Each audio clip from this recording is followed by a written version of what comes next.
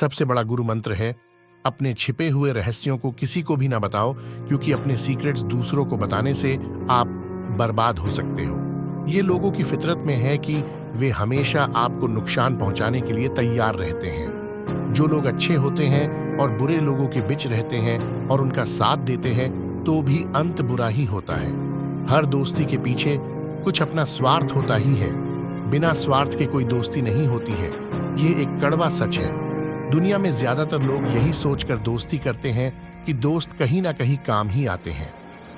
फूलों की खुशबू सिर्फ हवा की दिशा में ही फैलती है, परंतु एक व्यक्ति की अच्छाई सभी दिशाओं में फैलती है। इसलिए अच्छे बनो और हमेशा अच्छाई करो। उधारी, दुश्मनी और बीमारी को खत्म कर देना चाहिए।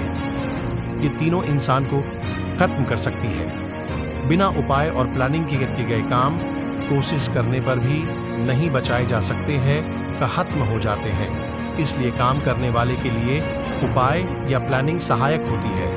हर काम करने से पहले उस काम की प्लानिंग करे, तभी वो काम शुरू करे, क्योंकि काम का स्वरूप, ढांचा तैयार हो जाने के बाद वह काम लक्ष्य बन जाता है।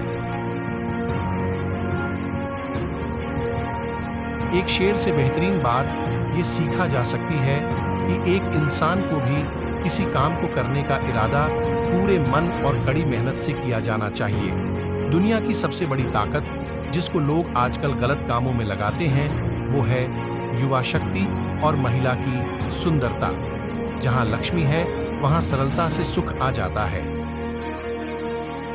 इंसान पैदाइशी महान नहीं होता है, बल्कि वो अपने किए गए कर्मों से महान बनता है। एक बेवकूफ व्यक्ति के लिए पुस्तक उतनी ही उपयोगी है जितना एक अंधे व्यक्ति के लिए दर्पण उपयोगी है। जो खुद अपने आप पर विजय पाले, वो सभी प्रकार की संपत्ति एकत्र करने में समर्थ होता है। शिक्षा सबसे अच्छी दोस्त है और एक शिक्षित व्यक्ति हर जगह सम्मान पाता है। शिक्षा सौंदर्य और यौवन को परास्त कर देती है। अगर आपके पास शिक्षा है तो आपको सौंदर्य और यौवन की जरूरत नहीं। इंसान अपनी बुद्धि से पैसा कमा सकता है, लेकिन वो पैसे से कभी भी बुद्धि हासिल नहीं कर सकता। दुनिया के सामने ऐसे रहो जैसे आपकी वैल्यू है। जैसे कि सांप जहरीला नहीं है तो उसे विषैला होने का दिखावा करना चाहिए, वरना लोग उसकी वैल्यू कभी नहीं समझेंगे। एक अकेला पहिया कभी नहीं चल सकता है, उसी तरह आप अकेले कुछ नहीं कर सकते। इंद्रियों पर विजय पाने का आधार आपका विनम्र और शांत होना है। प्रकृति का गुस्सा सभी गुस्सों से बड़ा होता है। इंसान खुद अपने कर्मों के द्वारा अपने जीवन में दुखों को बुलाता है।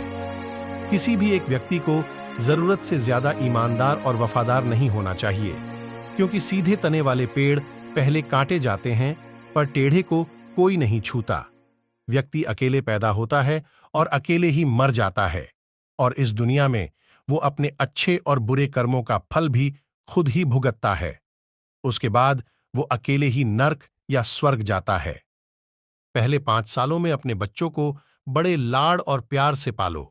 अगले 5 साल उन्हें डांट डपट के रखो और थोड़ा सख्त रखो। जब वो 16 साल के हो जाए तो उसके साथ एक अच्छे दोस्त की तरह रहो।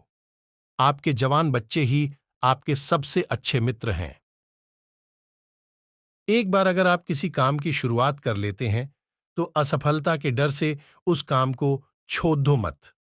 जो लोग ईमानदारी से काम करते रहते हैं वे सबसे खुश हैं और वे सफल भी होते हैं। बस जिस काम को शुरू किया है उसको करते रहो। एक अशिक्षित व्यक्ति का जीवन कुत्ते की पूंछ की तरह बेकार है, जो ना तो उसके पीछे के भाग को छुपाता है और ना ही कीड़ों के काटने से बचाता है। इसलिए जीवन में शिक्षा बहुत जरूरी है। अगर आपके पास शिक्षा है तो पूरी दुनिया में कहीं भी जा सकते हो, लेकिन अशिक्षित इंसान के पास लिमिटेड चॉइस होती है। भगवान लकड़ी, पत्थर या मिट्टी के मूर्तियों में नहीं रहते। उनका निवास हमारी भावनाओं और हमारे विचारों में है। समय का ज्ञान न रखने वाले राजा का काम समय के द्वारा ही खत्म हो जाता है। पढ़े लिखे और समझदार जो काम को करने के योग्य हो, उनके बिना कोई भी निर्णय करना बड़ा कठिन होता है। सांप के फन मक्खी के मुख और बिच्छू के डंक में झर होता है। पर दुष्ट व्यक्ति तो इससे भरा होता है। इस बात को किसी को भी ना बताओ कि आपने कुछ नया करने के लिए सोचा है।